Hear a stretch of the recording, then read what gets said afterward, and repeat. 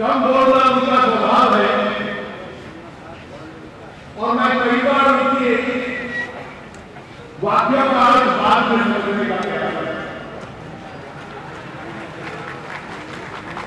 लेकिन सचमुच में आज का जो उनका भाषण मैंने सुना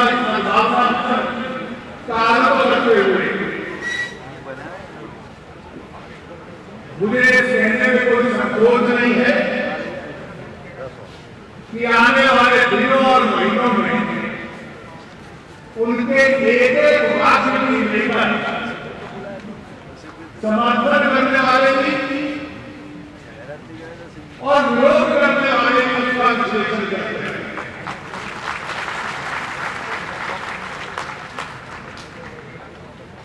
आज देश की इस राजनीतिक स्थिति के दौरान जो भाषण दिया गया है उसका एक पक्ष और पहलू है जो इस देश के लिए बहुत चिंताजनक इसलिए है कि शायद ही इस देश की केंद्र की जो सरकार है उसको लेकर जो निराशा का माहौल देख रहे हैं, इतना निराशा का माहौल केंद्र की इस राजनीति को लेकर आजकल बड़े गर्व के साथ हम कहते हैं गुजरात, पंजाब, हिमाचल और अब तो हमारे तमिलनाडु के मित्र थम्बीदुराई जी और डॉक्टर वेंकैया दोनों सदनों में एआईएडीएमके के नेता भी हमारे बीच में आते हैं और हम सब उनकी नेता जयललिता जी का बहुत आभार व्यक्त करते हैं कि अपने प्रतिनिधियों अपने उन नेताओं को भेजकर एक बहुत महत्वपूर्ण संदेश एक तरफ हम गर्व करते हैं कि जिन राज्यों के नेता यहाँ पर मौजूद हैं वो आर्थिक दृष्टि से बहुत तरक्की कर रहे हैं और दूसरी तरफ देखते हैं तो एक नेतृत्वहीन सरकार केंद्र की उसकी तुलना करने के लिए जो कितने वर्षों से देश की अर्थव्यवस्था को आगे बढ़ाने के लिए जो आर्थिक निर्णय लेने चाहिए वो लेते एक तरफ आप सद्भावना की बात करते हैं, हम बंदी की बात करते हैं, जिसको चोट लगी हो उसके साथ सहानुभूति की बात करते हैं और केंद्र की हुकूमत जो निर्णय लेती है पिछले 2-3 दिन के उनके निर्णय लेंगे तो इस देश के गरीब आदमी को लिए कमजोर आदमी के खिलाफ हाल करने का एक तरफ लोग कहते हैं जिस किसी ने व्यवसाय का उद्योग लगाया गुजरात में पूरी दुनिया में जाकर कहता है कि जितनी सरलता के साथ मैंने उद्योग लगाया शायद इस देश में व्यवसाय कार्य करना है तो गुजरात से बेहतर स्थान नहीं मिलेगा। Gujarat is the best place to do business. इस देश के सबसे बड़े उद्योगपति हमें कहना कहते हैं कि अगर आपने गुजरात में उद्योग नहीं लगाया तो इसका अर्थ है कि आपको उद्योग लगाने की जरूरत नहीं। दुनिया की सबसे प्रतिष्ठित पत्रिका है अंग्रेजी की इकोनॉमिस्ट। 5 साल पूर्व गुजरात में एक बात और लेख का आधार यह था कि जैसे रेलगाड़ी को एक इंजन पूछता है गुजरात इंजन भर के भारतीय अर्थव्यवस्था को इससे इंजन ऑफ इंडिया की इकोनॉमी को ये दुनिया की सबसे प्रतिष्ठित पत्रिका जो है उसने अपने हक में ये लिखा है। एक तरफ गुजरात में ईमानदारी की राजनीति, एक नए प्रकार का प्रशासन और एक दूसरी तरफ एक भ्रष्टाचार का माहौल और भ्रष्टाचार के ऐसे कांड जिन अंकों की हम कल्पना नहीं कर सकते थे, इस प्रकार के कांड। एक तरफ ताकत जमीन तक, जनता तक देने का प्रयास है और दूसरी ओर इस देश के संघीय ढांचे को तोड़ने का प्रयास है। पिछले सप्ताह नेशनल इंटीग्रेशन काउंसिल की बैठक हुई, जिस विषय को लेकर हुई, एक मुख्यमंत्री केंद्र पे आरोप लगा रहा था कि आप राज्यों को कमजोर करते हैं। कांग्रेस का भी एक मुख्यमंत्री ऐसा नहीं था जो केंद्र का उस विषय पे समर्थन करने को तैयार हो। आतंकवाद की एक घटना देश में हुई, पिछली 7 घटनाएं, कोई उसका उत्तर क्या है, उसमें कौन दोषी है, ये बतलाने का प्रयास भी हम लोगों को केंद्र सरकार नहीं कर पाई। इस परिस्थिति में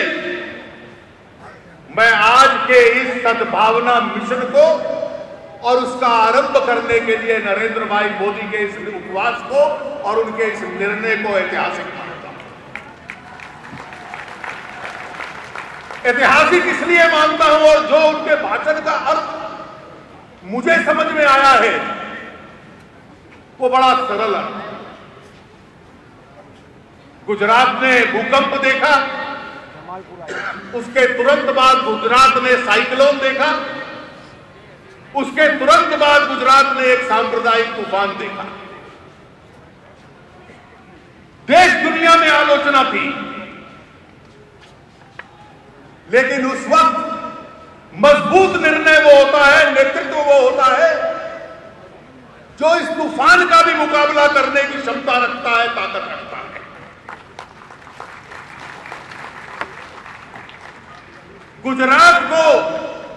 गुजरात की आर्थिक प्रगति को, विकास को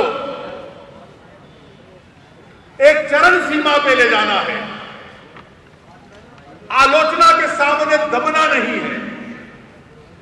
जिस प्रकार से केंद्र की सरकार को लकवा मारा हुआ है, उससे यह सबक है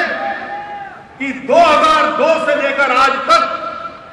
एक के बाद एक निर्णय करना। पूरे देश में इतना निवेश नहीं आता था, एक वर्ष की ग्लोबल इन्वेस्टर के सम्मेलन में गुजरात में आने लगा। गुजरात को आर्थिक विकास की चरम सीमा पे ले जाना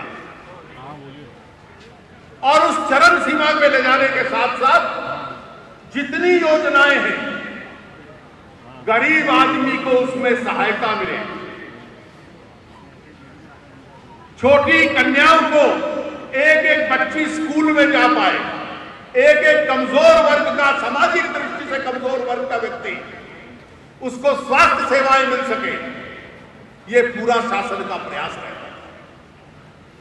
और उसके साथ साथ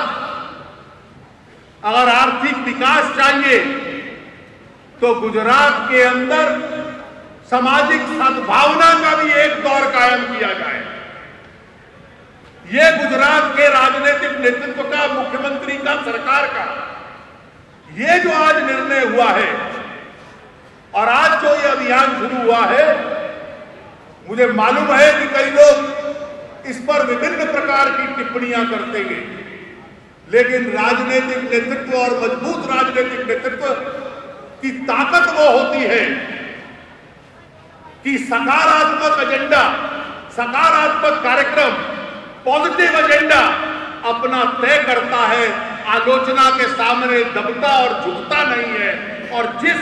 सकारात्मक कार्यक्रम के ऊपर गुजरात को लेकर जाना है, जो इस देश के लिए एक उदाहरण बनता है, उस कार्यक्रम को आज लागू करने की एक पहल हुई है। आर्थिक विकास और सामाजिक सद्भावना,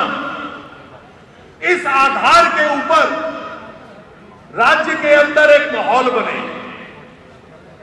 मैं तो इसको अच्छा मानता हूं नरेंद्र भाई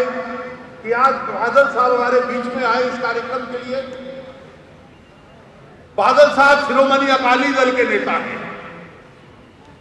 याद करिए पंजाब का आतंकवाद, याद करिए इस देश के अंदर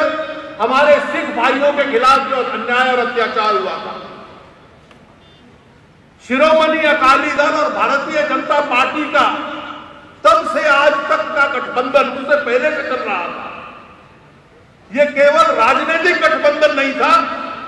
लेकिन पंजाब के अंदर सामाजिक सद्भावना कायम करने का एक आंदोलन बन चुका है।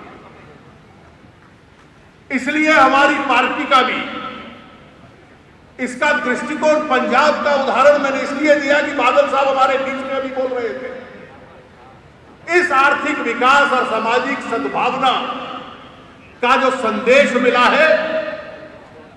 आज जिसकी पहल हुई है, इस पहल को आगे बढ़ाकर